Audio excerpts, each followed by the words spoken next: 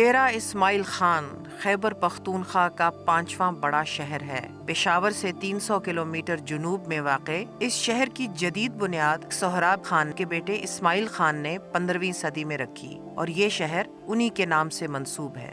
ویسے تو یہ بہت قدیمی شہر مانا جاتا ہے اور اس کی سب سے مشہور رحمان ڈھیری ہڑپا کی تہذیب سے تعلق رکھتی ہے۔ لوک روایت میں اس شہر کے بارے میں کہا جاتا تھا ڈیرا پھلاں دا سیرا۔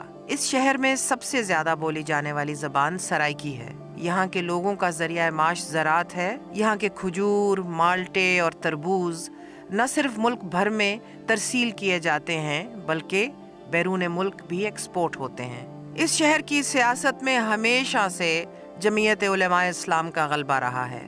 ہر دور میں حکومت بنانے کے لیے بڑی بڑی پارٹیوں کو جمعیت علماء اسلام کی حمایت کی ضرورت رہی۔ اس شہر میں جمعیت علماء اسلام کی حمایت کا اندازہ اس بات سے لگایا جا سکتا ہے کہ مولانا مفتی محمود نے 1970 کے انتخابات میں سابق وزیر اعظم ذوالفقار علی بھٹو کو ہرا کر اس حلقے سے نشست جیتی تھی۔ مولانا مفتی محمود کی وفات کے بعد اس جماعت کی باغ دوڑ مولانا فضل الرحمان نے سنبھالی۔ 1988 میں یہ جماعت 2 حصوں میں بٹ گئی، ایک جمعیت علماء اسلام سمیع الحق اور دوسری جمعیت علماء اسلام فضل الرحمان۔ مولانا فضل الرحمان کا آبائی گاؤں عبد الخیل بھی یہیں موجود ہے۔ ویسے تو مولانا کے نام کا اس حلقے میں ڈنکا بجتا ہے، لیکن 2018 کے الیکشن میں علی امین گنڈا پور نے یہ سیٹ مولانا کو شکست دے کر جیتی تھی۔ اس چھوٹے سے گاؤں میں ایک بارونق بازار بھی موجود ہے اور سی پیک پروجیکٹ کے تحت بنی M14 موٹر وے جو ڈیرہ اسماعیل خان کو اسلام آباد سے ملاتی ہے، اس کا انٹرچینج عبد الخیل کے پاس سے گزرتا ہے۔ یہ مولانا صاحب کا آبائی گھر ہے۔ مولانا کے آبائی گھر میں مہمانوں کے لیے خصوصی فرنشڈ مہمان خانہ موجود ہے۔ اس مہمان خانے میں سیاسی محفلیں جمتی ہیں اور اس بیٹھک میں بڑے بڑے فیصلے ہوتے ہیں۔ مولانا فضل الرحمان کے گاؤں عبد الخیل میں ان کا آبائی قبرستان بھی موجود ہے، جہاں مولانا مفتی محمود اور ان کی اہلیہ کی آخری آرام گاہ ہے۔ قدیم قبرستان اس لحاظ سے منفرد ہے کہ یہاں موجود قبروں کے اوپر مٹی کی جگہ پتھر رکھے جاتے ہیں اور خاص طور پر مرد اور خواتین کی قبروں کی تفریق کے لیے قبر کے پائنتی جانب ایک بڑا پتھر موجود ہے۔ اس پتھر کے رکھنے کا انداز صنف کا پتہ دیتا ہے۔ قبرستان سے کچھ فاصلے پر ہی مولانا فضل الرحمان کا تعمیر شدہ مدرسہ ہے اور مسجد بھی موجود ہے۔ انتخاب کے اس سفر کا آغاز ہم نے مولانا صاحب سے کرنے کا فیصلہ کیا۔ آئیں مولانا سے ملاقات کرتے ہیں اور ان کے سیاسی سفر کے بارے میں جانتے ہیں۔ مولانا السلام علیکم۔ کم از کم اس انٹرویو کی حد تک تو آپ کو عورت کی حکمرانی قبول ہوگی نا؟ وہ تو پوری دنیا میں ہے۔ گڈ ٹو ہیئر دیٹ مولانا۔ یہ شکر ہے کہ آپ نے اس کو تسلیم کیا اور یہ باقی مردوں کو بھی تسلیم کر ہی لینا چاہیے اب۔ تو آپ ماشاءاللہ 70 سال پہلے، خدا آپ کو لمبی زندگی دے، اپنے آبائی گاؤں ابو الخیل میں پیدا ہوئے، ڈیرہ اسماعیل خان میں۔ ابتدائی تعلیم آپ نے شاید ملتان میں حاصل کی، کافی دیر آپ ملتان میں بھی رہے جی، اور اس کے بعد پھر آپ مدارس میں گئے جہاں پر آپ نے علوم پہ مہارت کی، علامہ بھی بنے ماشاءاللہ۔ دارالعلوم حقانیہ میں بھی آپ پڑھے؟ جی وہاں پڑھے کہ آپ کی تعلیم میں علم النحو بھی شامل تھا اور یہ لاجک جسے ہم انگریزی میں کہتے ہیں، یعنی کہ منطق کی تعلیم وہ بھی شامل تھا جی۔ اور اس کے بارے میں تھوڑا سا بتائیے، کیونکہ جو آپ کی خاصیت میں سمجھتی ہوں وہ یہ ہے کہ جو آپ اپنی بات کرتے ہیں وہ ایک بڑی منطق سے آپ سمجھا پاتے ہیں، اور اس ملک میں جہاں پر کوئی ریشنالٹی نہیں ہوتی، لوگ اپنے ذاتی مفاد پہ ہی فیصلے ہو جاتے ہیں، یہاں تک کہ اداروں کے بھی فیصلے ان کے مفادات پہ ہی ہو جایا کرتے ہیں، یہاں منطق چلتی ہے مولانا؟ نحو میں بحث ہوتی ہے جملوں کی ترکیب کے ساتھ، تو اس میں پھر لاجک منطق سکھائی تو جاتی ہے۔ منطق اس کے بعد ہے، یعنی یہ آپ کو عربی پڑھنا اور اس کو سمجھنا سکھاتا ہے۔ اس کے تحت ہم نے ابتدا میں گاؤں میں پڑھا، پھر اس کے بعد دیہاتوں میں جا کر پرانے زمانے کے ہمارے جو پڑھانے والے استاد تھے ان سے پڑھتے رہے، اور پھر بقیہ تمام علوم ہم نے تقریباً 8 سال کوڑا ہٹک میں گزارے ہیں۔ جی جی جی مولانا، آپ کی اردو اتنی بہترین، ہمیشہ سن کے خوشی ہوتی ہے اور انسان مستفید ہوتا ہے آپ کی زبان سن کے، اور اس طرح کی اردو اور کوئی نہیں بولتا ماں سوائے پختونخوا کے لوگوں کے۔ تو پختونخوا کے لوگ اتنی خوبصورت اردو کیسے بولتے ہیں؟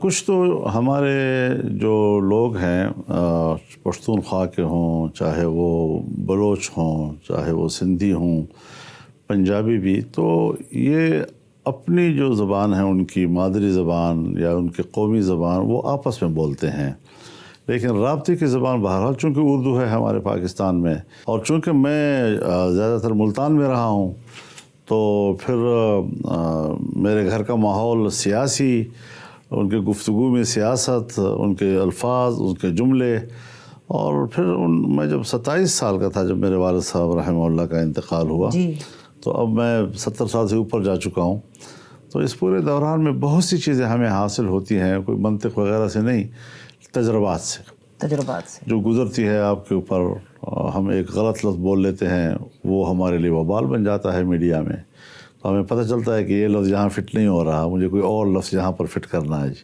ملتان میں اتنی دیر گزاری تو پھر سرائکی پہ بھی عبور حاصل کر لیا؟ جی مجھے سرائکی ٹھیک آتی ہے، میں سرائکی زیادہ بولتا نہیں ہوں، لیکن یہ ہے کہ سرائکی ماحول ہے۔ ڈیرہ اسماعیل خان خود سرائکی ہے، جی بالکل۔ تو ڈیرہ اسماعیل خان، پھر میں ڈیرہ غازی خان میں رہا ہوں، وہاں بھی سرائکی ہے، پھر ملتان میں رہا ہوں وہاں بھی سرائکی ہے، بڑی خوبصورت زبان ہے۔ پھر ملتانی اور سرائکی اور ریاستی چھوٹا موٹا فرق ہوتا ہے، تھوڑا بہت فرق ہے ڈائلیکٹ کا، جو اس ماحول بھی کافی وقت گزارا ہے۔ بڑی حسین زبان ہے۔ تھوڑے کیا حال ہیں سائیں؟ میں الحمدللہ بالکل ٹھیک ہوں۔ انڈس ویلی سویلائزیشن کی زبان شاید سرائکی ہی نکلے جب وہ تختیاں پڑھی جائیں ایونچولی۔ آدھے ہند کے سرائکی بہت پرانی زبان ہے، اے صحیح ہے جی؟ بہت پرانی زبان ہے۔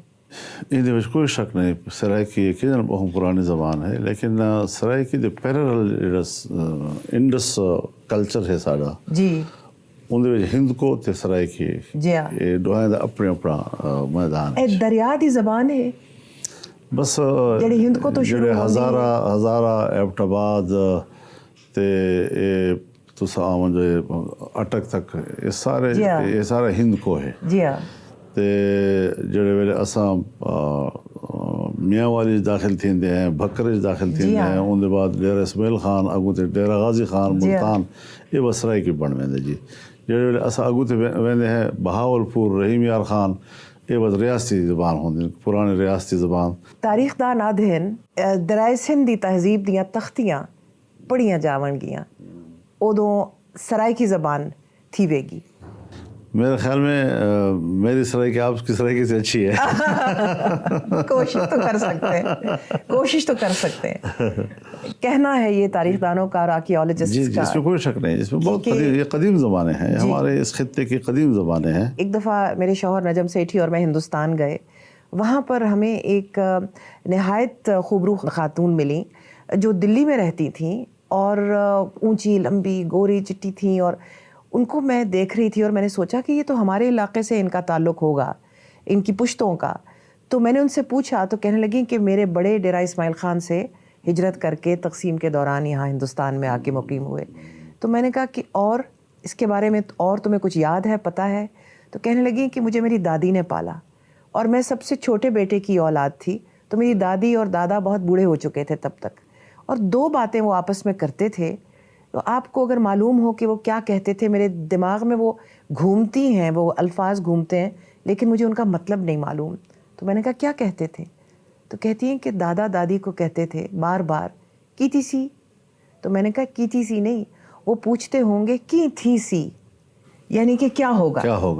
پھر کہنے لگی کہ پھر دادا دادی کو ہر 2-3 دن کے بعد کہتے تھے داون سو کہ نہ داون سو۔ میں نے کہا وہ کہتے تھے دھاون سو کہ نہ دھاون سو، کہ میں نہا لوں کہ نہ نہاؤں۔ ایسے ہی ہے جی، بالکل صحیح ہے جی، بالکل صحیح ہے۔ تو بتائیے کہ پھر سرائکی اور پشتو میں سے، کیونکہ آپ کا ایک مروت پشتون خاندان کے ساتھ تعلق ہے اور مادری زبان آپ کی پشتو ہے، تو ان دونوں میں سے زبانوں میں سے گھر پہ تو آپ پشتو ہی بولتے ہیں؟ جی پشتو ہی بولتے ہیں ہم گھر میں، اور چونکہ ہماری پیدائش مروت میں ہوئی ہے، میرے ننیال جو ہیں وہ سب مروت ہیں، تو اگرچہ ہم ناصر قبیلے سے تعلق رکھتے ہیں، لیکن چونکہ ہماری اپنی پیدائش مروت قوم میں ہوئی ہے اور ہمارے سارے رشتے جو ہیں وہ مروت قوم کے ساتھ ہیں، تو تقریباً وہی کلچر، وہی زبان، وہی عادتیں ہمیں ساری زندگی کی، گھر کے بچوں کی سب ایک ہی ماحول میں ہم زندگی گزار رہے ہیں۔ تو اپنے جو ہماری قوم ہے وہ زیادہ تر بلوچستان میں، پھر آگے افغانستان میں، تو ان کے ساتھ ہمارا کوئی زیادہ رابطہ نہیں ہے. آنا جانا رہتا ہے، آ جاتے ہیں وہ ہمارے مہمان، ہم چلے جاتے ہیں ہم ان کے مہمان، لیکن کوئی زیادہ ہمارا مربوط وہ نظام نہیں ہے.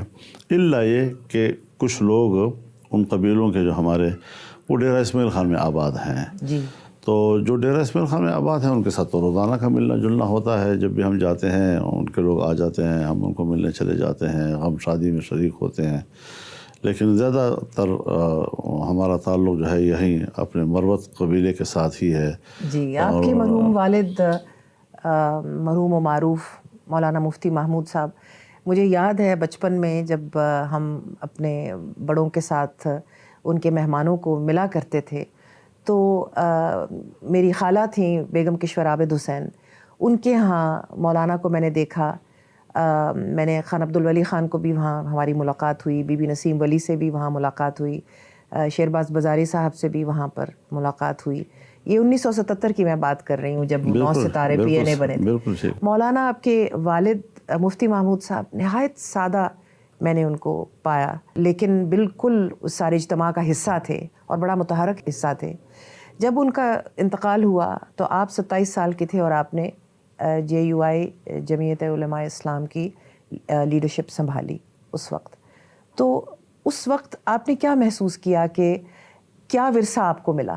یہ تو بڑا ایک آپ نے بڑا حساس سوال کر دیا، جو میں خود بھی سوچتا ہوں کہ ابھی تو میں نے سوچا بھی نہیں تھا کہ اتنا جلدی مجھے والد صاحب چھوڑ جائیں گے. لیکن بہرحال جو اللہ کے فیصلے ہوتے ہیں، تو اب 27 سال میں نے تو تصور بھی نہیں کیا تھا کہ میں ان کے منصب پہ جا کے بیٹھوں گا. لیکن جماعت نے مجھے کھینچا، اور ہر طرف سے جو میرے والد کے رفقات تھے، بزرگ اکابر، تو انہوں نے مجھے اس بات پر آمادہ کیا کہ اگر جماعت کو اس وقت سنبھالنا ہے تو پھر آپ نے نکلنا ہے. کیونکہ کارکن کا جو اعتماد مفتی صاحب پر تھا اور ایک تعلق ان سے بن گیا تھا، وہ تعلق تبھی برقرار رہ سکتا ہے جب آپ خود جو ہے ان کے پاس جائیں گے. اور اب میرا تعارف بھی نہیں تھا اس زمانے میں، صرف ان علماء کو میں جانتا تھا یا ان جو جماعتی بزرگوں کو کہ جو والد صاحب کے پاس آیا کرتے تھے، اور گھر میں ان کو دیکھتا تھا، وہ ہمارے مہمان ہوتے تھے. تو اس سے زیادہ میرا تعارف نہیں تھا جی. پھر اس کے بعد ظاہر ہے مجھے گھر سے نکلنا پڑا، پھر ان لوگوں تک پہنچنا پڑا، ان سے ملاقاتیں ہوئی، تعارف ہوا. اور اس طریقے سے پھر وہ جو ایک نوجوان حلقہ جماعت کے اندر تھا، اس نے بہت جذباتی انداز میں ہمیں سپورٹ کیا، کارکن نے ہمیں سپورٹ کیا پورے ملک کی سطح پر.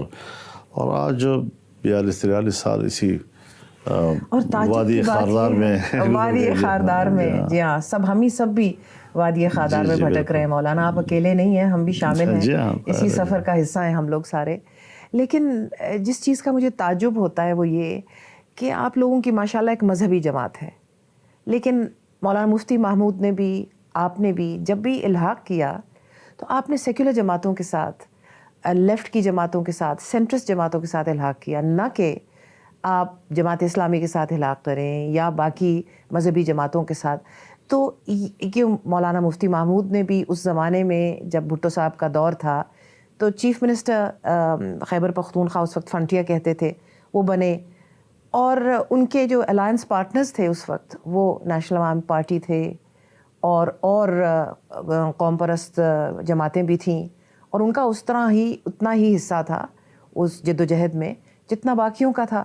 تو یہ غیر فطری الحاق نہیں ہے؟ جمعیت علماء ہند کی جب تشکیل ہوئی ہے 1919 میں، تو بر صغیر کے تمام مکاتب فکر کے علماء اس میں شریک تھے. ایک مکتب فکر نہیں تھا اس میں جی. ہاں، بعد میں پھر حالات بدلتے گئے، لوگ اپنے اپنے پلیٹ فارم پہ چلے گئے، لیکن یہ تھا کہ یہ پورے ملک کے لیے، پورے وطن کے لیے جماعت بنائی گئی تھی، اور اس میں مسلکی تعصبات اور دائرے نہیں ہوا کرتے تھے.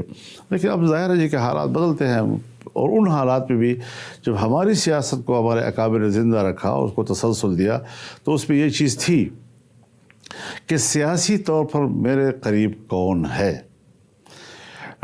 مثال کے طور پر میں آپ کو ایک بات بتاؤں، سرمایہ داریت یہ مغربی نظریہ ہے. کیپٹلزم مغربی نظریہ ہے. اس پہ بحث ہو سکتی ہے. نہیں, مغرب نے ایک تصور پیش کیا ہے اور وہ جس کو ہم کیپٹلزم کہتے ہیں. لیکن ٹریڈنگ اس کا جو تجارت بہت پرانا ایک نظریہ ہے. وہ جزیات ہیں اس کے, جزیات ہیں اس کے اپنی جگہ. لیکن ایک جس کو ہم سرمایہ داریت کہتے ہیں ایک معاشی نظام کے طور پر, یہ مغرب کا نظریہ ہے اور اسلام اس نظریے کے خلاف ہے. اب اسلام جب اس نظریے کے خلاف ہے اور فرانس میں ایک انقلاب برپا ہوا کمیونزم کے نام سے, وہ بھی رد عمل تھا مغربی سرمایہ داریت کے خلاف. جی بالکل. فطری طور پر ہونا یہ چاہیے تھا کہ مغربی سرمایہ داریت جو ہم پر 100 سال تک حکومت کرتی رہی ہے, ہمارے پورے سرمایہ کو لوٹ لیا اس نے, اٹھا کر مغرب میں لے گئے, ہمیں کنگال ہمیں کر دیا. ہمارا رد عمل جو ہے وہ ہمیں کمیونزم اور روس کے قریب ہونا چاہیے تھا. لیکن خدا کے انکار کے نام پر ہم مغرب کے ساتھ ہو گئے اور ہم نے روس کو کفر کہہ دیا اور انہوں نے کہا جی آپ بھی خدا کو مانتے ہیں, ہم بھی خدا کو مانتے ہیں. یہ چیزیں جو ہیں ہمارے مذہبی دنیا نے قبول کی, لیکن یہ جمعیت علماء اسلام کی مزاج سے موافق نہیں تھی. لہذا جمعیت علماء نے اپنے مزاج کے مطابق, اگر ہم غریب کی بات کرتے تھے, اگر ہم نے سرمایہ داریت کی مخالفت کی, جاگیرداری کی مقابلہ کیا, تو اس کے مقابلے میں ہم نے ان سیاسی جماعتوں کو کہ جو مزدور کسان کی بات کرتے تھے ان سے ہم نے معاہدے بھی کیے. صوبہ خیبر پختونخوا جو اس وقت صوبہ سرحد کہلاتا تھا, وہاں عوامی نیشنل پارٹی تھی اس زمانے میں, نیشنل عوامی پارٹی نیپ, تو اس وقت ان کے ساتھ ہمارا اتحاد ہوا. ہم نے مل کر حکومت کی. خان عبدالولی خان اور والد صاحب بھائیوں کی طرح, ارباب سکندر خان خلیل گورنر تھے, مفتی صاحب جو ہے وزیر اعلیٰ تھے بلوچستان میں, عطا اللہ مینگل صاحب جو ہیں وہ مرحوم وہ وزیر اعلیٰ تھے, میر غوث بدنجو جو ہے وہ گورنر تھے. تو ایک اتفاق رائے ان کے ساتھ ہمارا سیاسی طور پر جب ہوتا تھا تو ہم اس لیول پر جا کر سوچ کر فیصلے کرتے تھے سیاسی. اور سیاست میں ظاہر ہے جی کہ مسئلے کی جزیات کا عمل درآمد نہیں ہوتا, آپ نے قوم کو بنانا ہوتا ہے, ملک کو بنانا ہوتا ہے. اور اس میں دو چیزیں اسلام کی نظر میں اہم ہیں, ایک انسانی حقوق جس کو ہم امن کے نام سے تعبیر کر سکتے ہیں, اور ایک معاشی نظام. تو یہ دو چیزیں جب دنیا ملک کو مل جاتی ہیں تو اس پر ہم ایک اچھا اتفاق رائے حاصل کر سکتے ہیں. تو ایک ہے بنیادی تصورات, ایک ہے اس کے جزیات. جزیات پر تو اختلافات ہو سکتے ہیں, مثلا انسانی حق ہے, انسانی حق پر تو کوئی اختلاف نہیں, لیکن مغرب میں انسانی حقوق کی جب بات کی جاتی ہے اس کی تشریح اور ہے. جب ہم انسانی حقوق کی تشریح کریں گے تو اس میں فرق ہوگا. لیکن جو لیفٹ پارٹیز ہیں جب وہ انسانی حقوق کی تشریح کرتے ہیں تو ان کا کچھ اور ہوتا ہے مسلک, اور آپ لوگوں کا کچھ اور نظریہ. لیکن انسانی حق پر تو اتفاق ہے نا, انسانی حقوق پہ اتفاق ہے, اور شاید یہی اتفاق وہ ڈائلاگ سے ٹھیک ہو سکتا ہے نا جی. اور یا شاید یہی حسن اتفاق تھا کہ جب 1988 میں بے نظیر بھٹو شہید کی پہلی حکومت بنی تو اس میں آپ کے جو 9 ارکان تھے ان کی بنا پہ وہ حکومت قائم ہوئی. بے نظیر بھٹو کو ہم نے الیکشن سے پہلے یہ مشورہ دیا تھا کہ آپ ایم آر ڈی کو نہ توڑیں. ایم آر ڈی نے بڑی قربانیاں دی ہیں, اور ایم آر ڈی میں بھی آپ سرکردہ تھے, اور جنرل ضیاء الحق کے خلاف ایک بھرپور تحریک میں ہم نے مل کر حصہ لیا, قربانیاں دی ہیں, جیلیں گزاری ہیں. اگرچہ پیپلز پارٹی کا جو کلچر تھا اور علماء کا جو کلچر تھا اس میں موافقت زیادہ نہیں تھی, اور تھوڑا سا ایک پریشر کے انڈر پریشر ہو کر ہم ان کے ساتھ چل رہے تھے. تو ہم نے ایک بینابین راستہ اختیار کیا. تو چونکہ اسٹیبلشمنٹ کی خواہش یہ تھی کہ ہم میاں نواز شریف کا ساتھ دے دیں, اور تازہ ہم ضیاء الحق کے دور سے نکلے تھے, تو وہ کارکنوں کا آپس میں ملاپ جو ہے وہ اس وقت نفسیاتی طور پر بھی ذرا مشکل لگ رہا تھا. تو اقتدار کا خواہش والے لوگ ہوتے ہیں وہ تو جلدی سے پلٹ جاتے ہیں. ہمارے جیسے نظریاتی لوگوں کے لیے اس طرح تیزی سے پلٹنا بڑا مشکل تھا.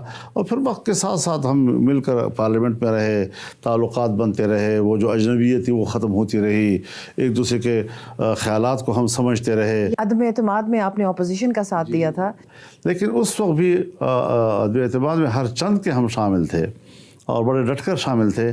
لیکن لگتا ہمیں ایسا ہے کہ اس ماحول میں کچھ ذرا ہمیں اجنبی سے لگ رہے تھے.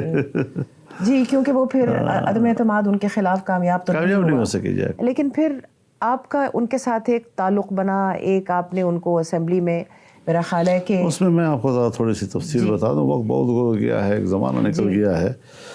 مسئلہ یہ تھا بنیادی کہ مجھ پر پریشر ڈالا گیا کہ میں ہر قیمت پر میاں نواز شریف کا ساتھ دوں, اور اسٹیبلشمنٹ کی طرف سے پورا پریشر مجھ پر ڈالا گیا.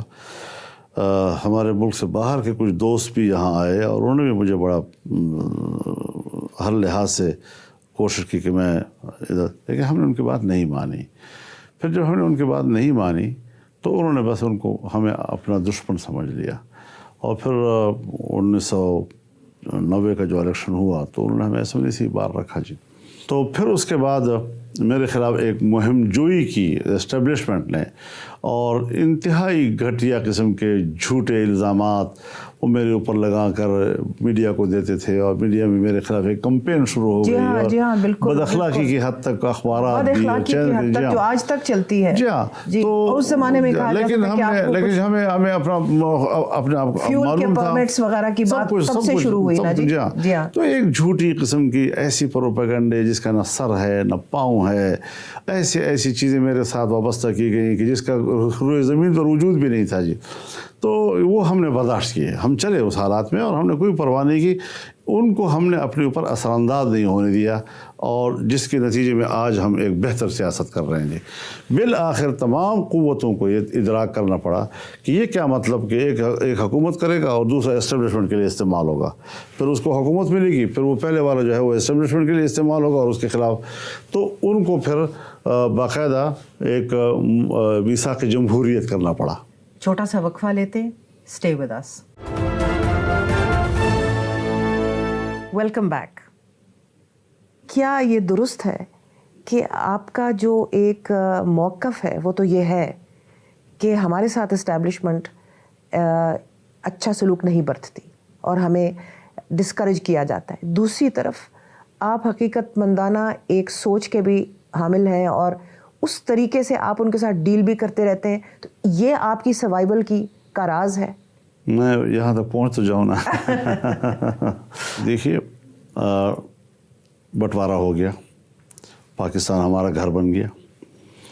اب ظاہر ہے کہ ہمارے جتنے اکابر تھے جمعیت علماء ہند کے، جنہوں نے تقسیم سے اختلاف رائے کیا تھا، ان سب کی واضح ہدایات آئی ہیں یہاں کے اکابر کے پاس کہ اب پاکستان آپ کا گھر ہے اور آپ نے اپنے ملک کی خدمت کرنی ہے. اب چھوڑو ان چیزوں کو، جو چیز گزر گئی ختم. اس طرح تو کمیونسٹس نے بھی یہی فیصلہ کیا کہ جو کمیونسٹس ادھر آئے ان کو کہا گیا کہ آپ اپنی جدوجہد جاری رکھیں، یونینز کے ساتھ کام کریں. آپ کا بھی سیاسی عمل وہی تھا، وہ مرمٹ گئے اور آپ ماشاءاللہ. میں بتاتا ہوں یہ ساری چیزیں میں ذکر کر لیتا ہوں جی.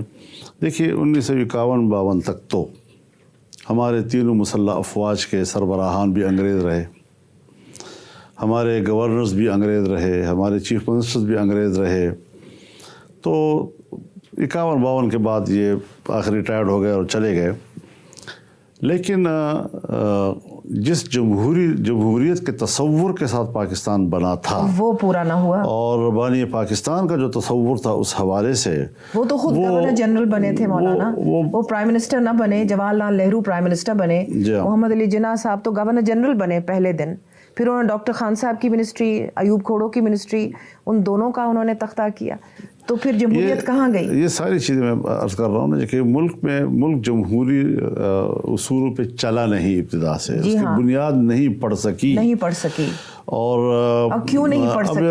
اب نظریہ تو قرارداد مقاصد ہے، راستہ جمہوریت ہے، لیکن نظام جو ہے وہ ابھی بھی سامراجی ہے. اب نہیں تو اس نظریہ رہا ہمارا، اور نہیں وہ رویے رہے ہمارے. اس کے بعد فوج نے ملک پر قبضہ کر لیا. ایوب خان نے جب وہ بریگیڈیئر تھا اور ابھی وہ جنرل نہیں بنا تھا، اس وقت سے قائد اعظم کے احکامات کو نظر انداز کرنے کی روش انہوں نے اسی وقت اختیار کی، اور وہ بانی پاکستان کے نظر میں بڑے معتوب تھے اس زمانے میں. لیکن بہرحال ایک سلسلہ چلا، اور پھر جس طرح سکندر مرزا، پھر جزوی مارشاء اللہ، پھر مکمل مارشاء اللہ، یعنی سن 47 میں پاکستان بنتا ہے اور 1958 میں پھر مارشاء اللہ لگ جاتا. 11 سال تک مارشاء اللہ رہتا ہے. تو یہ سارے، اور 11 سال کہاں رہا جی، انہوں نے تو پھر یحییٰ خان کے حوالے کیا نا، جمہوریت تو پھر بھی نہیں آئی، تو 71 تک ماشاء اللہ رہا جی. تو یہ ساری چیزیں حضرت ایسی ہوئی ہیں کہ جس کو اگر ہم آج اس کا تجزیہ کریں تو یہ کیا تھا. اس کا معنی یہ ہے کہ ملک مکمل طور پر اسٹیبلشمنٹ کے قبضے میں ہوگا، اور اس کے ساتھ حکومت کے کام میں شریک ہوں گے ایک تو جاگیردار طبقہ اور ایک بیوروکریٹ طبقہ. जनरल ज़ियाउल हक के ज़माने में एक सनतकार तबका भी उसमें शामिल हो गया हुकूमती गर्दिश में जी। तो ये सिलसिले हमारे मुल्क पे चलते रहे हैं। आवाम का तो प्रेशर जब आया 1970 में इलेक्शन हो गए, लोग कहते हैं कि बड़े ईमानदाराना इलेक्शन थे, लेकिन क्या ईमानदाराना थी कि आपने अक्सरियत को तस्लीम नहीं किया। मैं जब जमहूरियत की बात करता हूँ और फिर ये भी कहता हूँ कि मैं इस अक्सरियत को नहीं मानता, मैं शेख मुजीब को वज़ीर-ए-आज़म नहीं तस्लीम करता, मैं बंगाली को तस्लीम नहीं करता, 56% वो है, तो मैं कहाँ जमहूरी रहा? मेरा तो जमहूरियत का दावा नफ़ी हो गया जी। फिर उसके बाद यहाँ पर बचे कुचे पाकिस्तान में जो हुकूमतें बनी, उस बचे कुचे पाकिस्तान में भी हज़रत अदब इस्तेहकाम था, बलूचिस्तान की हुकूमत उड़ा दी गई, हमारे हुकूमत ने वारस ने इस्तीफ़ा दे दिया, एक भूचाल आया मुल्क की सियासत में। तो ये कब जमहूरी रवैये थे जो हमारे इस बचे कुचे पाकिस्तान में अभी हमने चलना भी नहीं सीखा था, जमहूरियत ने अभी चलना भी नहीं सीखा था और हमने जमहूरियत पर वार कर दिए। ये सारे वो सवालात हैं जिसको अगली नस्ल ने पढ़ना है, अगली नस्ल ने इन सवालात को समझना है। तो मौलाना ये भी समझना है कि इस दौरान हम अब 2000 की दिहाई में आ चुके हैं, जब जहाँ तक हमारा इंटरव्यू अभी तक आया है। इस दौरान 50 साल पाकिस्तान के गुजरने के बाद भी आप देखिए कि पीपल्स पार्टी जो है वो भी काफ़ी हद तक इस्टेब्लिशमेंट ने ख़त्म करने में कामयाबी हासिल की। पुरानी पार्टीज़ जो थी, आज़ाद पाकिस्तान पार्टी, अवामी नेशनल पार्टी, जो पहले नेशनल अवामी पार्टी थी, फिर ANP बनी, फिर बलोच कौम परस्त वगैरह, तो इनके साथ सबके साथ एक बाकायदा उन लोगों का यानी कि मुकाबला होता रहा और उनको उनके हुकूक से, उनके वोट से वगैरह महरूम किए गए, वन आफ्टर द अदर, एक के बाद दूसरा। माशाल्लाह आप जमीयत उलमा इस्लाम उधर से लेके अब तक आपकी ये जो एक सर्वाइवल है, आप लोगों का तवाना रहना और आज भी मजबूत रहना, इसकी क्या वजह है जबकि इतने लोग मर मिटे हैं? मैं इस सिलसिले में यहाँ तक पहुँचते आपके सवाल आ जाता है बीच पे। देखिए मैं आपकी रवानी ऐसी है ना मौलाना कि सुनने को दिल करता है कि सुनती चली जाऊं, लेकिन फिर इंटरव्यू पाए तकमील तक नहीं पहुंचेगा। मैं गुजारिश करूँ आपसे जी, इस नज़रियाती पस मंज़र के साथ हमने एस्टेब्लिशमेंट से नाराज़गी भी मोल ली, तलखियाँ भी मोल ली, हम झुके भी नहीं। उन्होंने जो कुछ किया हमने कभी कम्प्रोमाइज़ नहीं किया। लेकिन आपने सर्वाइव तो किया है। लेकिन हमने बहरहाल ख़ुद भी हम सोचते हैं ना, हमने ख़ुद भी सोचा कि बजाय इसके कि हम शिद्दत की सियासत करके मुल्क के एस्टेब्लिशमेंट के साथ टकराव की ज़िंदगी गुजारें, हम क्यों इस्लाह अहवाल की तरफ ना जाए? क्यों? एक है इनकलाब और एक है जमहूरी रवैया, जमहूरियत, और एक है गुजारा। जमहूरियत में तदरीजी इस्लाहात का तस्वर होता है, एकदम से इनकलाब का तस्वर नहीं होता जी। तो जब आप एक स्टेज से दूसरे स्टेज पे जाते हैं तो आपको उसके दरमियान में एक गुजारा टाइम भी देना होता है, ताकि हम उस वक्त तक अपने आप की पहचान भी करा सकें और उनको भी समझ में आए कि ये क्या लोग हैं और किस तरह जीना चाहते हैं। हमने ये साबित कर दिया कि हर चंद के हमें दीवार से लगाने की कोशिश की गई, लेकिन ना हमने अपनी हुब्बुल वतनी पे कोई कंप्रोमाइज़ किया, ना हमने अपने नज़रियात पे कंप्रोमाइज़ किया। और आज मुल्क की सियासत में जमीयत उलमा जो है वो एक अवामी क़ुव्वत है, वो एक मसलकी क़ुव्वत नहीं है। हमने मसलक से बाहर निकल कर काम किया है। हमने तो आपकी कामयाबी है और मौलाना आज पीपल्स पार्टी, माफ़ कीजिएगा, जो कि एक पूरी कौमी पार्टी थी ये मगरबी पाकिस्तान में, वो इंटीरियर सिंध पे महदूद होकर रह गई है। आप लोगों ने अपना कदम बढ़ाया, आपने अपना फुटप्रिंट बढ़ाया है। इसमें फ़र्क है जी, फ़र्क है। मैं बताता हूँ जी, एक है वोट की क़ुव्वत और एक है वर्कर की क़ुव्वत। आज भी स्ट्रीट पावर हमारे पास है, आपके पास बहुत लेकिन हमारे पास स्टेट पावर नहीं आ रहा अभी तक। तो उसके लिए कंप्रोमाइज़ करने पड़ते हैं, जो हम अभी उस प्रोसेस में अभी इस पर आने को तैयार नहीं है जी।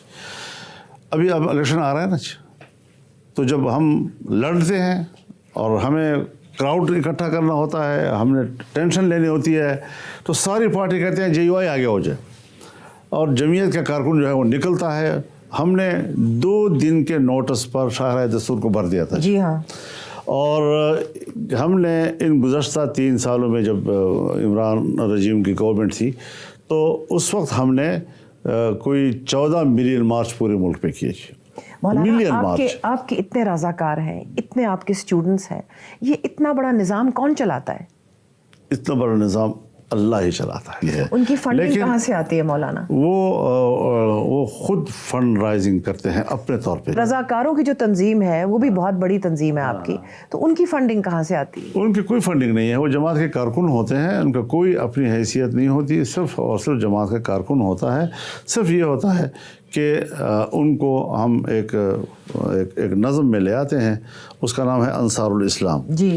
تو اس کا اپنا ایک سالار ہوتا ہے, اس کے نیچے رضاکار ہوتے ہیں.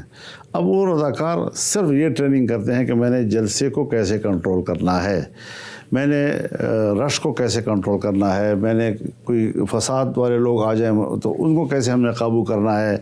تو یہ ایک تربیت سی سازش سی ہوتی ہے. جو 1000 یہاں پر 2019 میں آپ رضاکار لے کر آئے تھے, 30 لاکھ سے زیادہ میرے رکن سازی ہے میری.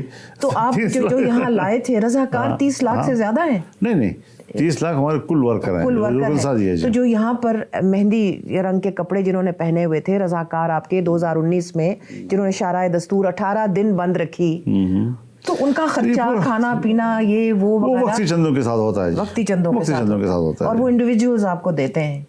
بس وہ ان کا اپنا نظام ہے, اس کے حوالے کرتے ہیں. تو مولانا کیوں پھر لوگ کہتے ہیں کہ سعودی عربیہ سے بھی آپ کے تعلقات تھے, وہ آپ کو فنانس بھی کرتے رہے, MBS کا سعودی عربیہ تو آج کل نہیں لگتا کہ وہ آپ پہ راضی ہوگا, لیکن اس کے بارے میں کیا کوئی حقیقت ہے؟ بس یہ چیزیں ہمیں ہمیشہ نظر انداز کرتے ہیں, کیونکہ ان چیزوں کا کوئی تعلق جب نہیں ہے.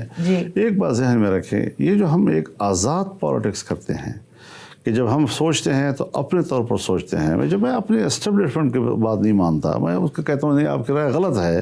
ان کی بڑی خواہش ہوتی ہے کہ وہ اس لائن پہ آ جائے, یہ کام کرے, ہم نہیں کرتے وہ کام.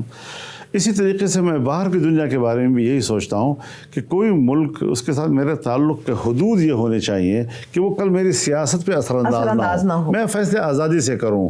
ورنہ کل مجھے کہے گا آپ نے تو میرے سے اتنے فنڈ لیے ہیں, میرے سے اتنی مدد لی ہے, مجھ سے یہ لیا ہے, مجھ سے وہ لیا ہے, تو آپ ہماری بات بھی مانیں. آپ کی حمایتی ہی آپ کی فنڈ ریزنگ میں شامل ہوتی ہے. جی اپنے کارکن کرتے ہیں, اسی طرح اپنے کارکن اپنے لیول پہ کرتے ہیں. جہاں کوئی جلسہ ہوتا ہے آپس میں چندہ کر لیتے ہیں, پھر اسے پروگرام بن جاتے ہیں ہمارے. جی بریک لیتے ہیں, stay with us. Welcome back. 2000 کی دہائی میں آتے ہیں, جنرل مشرف کا دور ہے, آپ ایک MMA بناتے ہیں, متحدہ مجلس عمل. آپ کا الحاق جماعت اسلامی کے ساتھ ہوتا ہے. کیا غیر فطری نہیں تھا یہ الحاق؟ کیونکہ آپ کا الحاق تو ٹریڈیشنلی جماعت اسلامی کے ساتھ ہوا نہیں. محترمہ آپ نے بھی تھوڑی دیر پہلے کہا کہ کمیونسٹ پارٹی کے ساتھ آپ کا اتحاد غیر فطری تو نہیں تھا. جی تو آپ ان کے ساتھ بھی غیر فطری نہیں, تو آپ نے سمجھا دیا تھا. نہیں, آپ نے سمجھا دیا نا مجھے, آپ نے سمجھا دیا کہ آپ کا لیفٹ پارٹیز کے ساتھ کیوں الحاق ہوتا رہا, کیونکہ آپ ایک اینٹی کولونیل, میں اس کی وجہ بتاتا ہوں, اور رائٹس بیسڈ پالیٹکس کے ساتھ کرتے ہیں. جماعت اسلامی تو بالکل برعکس. نہیں, وہ اصل میں جو حالات ہوتے ہیں اس کے تناظر میں دیکھنا پڑتا ہے. جی دیکھیے, افغانستان کی صورتحال, پھر 9/11, اس ساری صورتحال نے امریکہ کی قیادت میں پوری مغربی دنیا کو اٹھا کے وہ صرف مذہب کے دشمن ہو گئے. لیکن جو امریکہ کے ہم نوا تھے, قطع کلامی معاف, یہاں پر جنرل مشرف اور ان کی جو تمام ایک ٹیم تھی, تو ان کا بھی تو یہی تھا مقصد اس وقت کہ MMA خیبر پختونخوا فرنٹیئر میں رہے, پاور پہ قابض رہے. اس وقت ANP کو فارغ کیا گیا, لیفٹ جماعتوں کو, باقیوں کو, قوم پرستوں کو فارغ کیا گیا, تاکہ یہ جنگ جو ہے امریکہ کے ساتھ, یہ فیسلٹی کے ساتھ لڑی جا سکے. مولانا یہ بھی تو لوگ کہہ سکتے ہیں نا. میں سر بات کرنا چاہتا ہوں, آپ کچھ ذرا اس وقت کے جو حالات تھے 2000 کے بعد, 2001, پھر اس کے بعد جو پورا اشرہ گزرا, اس میں خلط مبحث ہو جاتا ہے. جی گڑبڑ کر لیتے ہیں معاملات کو. جو سیاست 2 حصوں میں تقسیم ہو گئی تھی. ایک ہماری انٹرنل پالیٹکس تھی, ایک ہماری ایکسٹرنل پالیٹکس تھی. اس پہ تاثر یہ دیا گیا ملک کے عوام کو اور سیاسی ماحول کو کہ جیسے ہم کوئی مشرف کے ساتھ اتحاد کیے ہوئے ہیں, ملا ملٹری الائنس اور پتہ نہیں کیا کیا. تو یہ آوازیں ہم پر کستے جانے لگے. وہ اس لیے کہ ہم ایک اور ترجیح پہ جنگ لڑ رہے تھے اور یہ ایک اور ترجیح پہ جنگ لڑ رہے تھے. یہ طاقتور لوگ ہوتے ہیں, یہ آپ سے کہتے ہیں کہ مشرف کے خلاف لڑنا ہے, 100 میرا ساتھ دو, اور اگر نہیں دو گے تو ہم تمہیں ایسی تجزیہ کر دیں گے. ہم نے کہا نہیں, ترجیحات مختلف ہو سکتی ہیں. ہماری ترجیحات, اب میں جیل میں رہا ہوں نا, मुशर्रफ के ज़माने में तो उस ज़माने में तो एक लीडर भी जेल में नहीं था, अगर थे तो वो इसी करप्शन और जिस तरह होता है सियासत में, कुछ पीपल्स पार्टी के लोग भी और मुस्लिम लीग के लोग भी, तो उन पर चूँकि उन्होंने हाथ डाल दिया था, वो जेलों में भी चले गए थे, कुछ बाहर मुल्क में रह गए थे, तो इसलिए उनकी जंग जो है वो इंटरनल पॉलिटिक्स के हवाले से मुशर्रफ के साथ हो फिर गई। आप एमएमए को 2008 में आप कंटिन्यू रखते, जारी और सारी रखते, आपने 2008 में एमएमए खत्म कर दी, बस हमने खत्म जैसे नहीं ही किया, मुशर्रफ का दौर खत्म हमने हुआ। ख़त्म नहीं किया, हमने ख़त्म नहीं किया, जिन्होंने ख़त्म किया मैं उसको ज़ेर बहस अभी नहीं लाना चाहता जी। अभी तो फिर मौलाना फिर तो क्या फ़ायदा नहीं है, क्योंकि अभी ये चीज़ें हम जानते हैं कि किसने ख़त्म किया, क्यों ख़त्म किया, क्या वजह थी, सारी चीज़ें, और उसमें किसका अमल दखल होता है, वो सारी चीज़ें एक वक्त, जिस तरह आज हम बातें कर रहे हैं, तो एक वक्त आएगा उस पर बातें उस होंगी वक्त आप फिर इंशाअल्लाह। अपनी सवानी उम्री में लिख दीजिएगा। मौलाना is now a presentable, moderate leader looking for a higher and bigger role. Is that correct? सही है। मैं प्राइम मिनिस्टर का इलेक्शन लड़ चुका था, अगर पीपल्स पार्टी अपना कैंडिडेट न खड़ा करती और अपोजिशन का वोट तकसीम ना होता तो हम कामयाबी की पोजीशन में थे जी।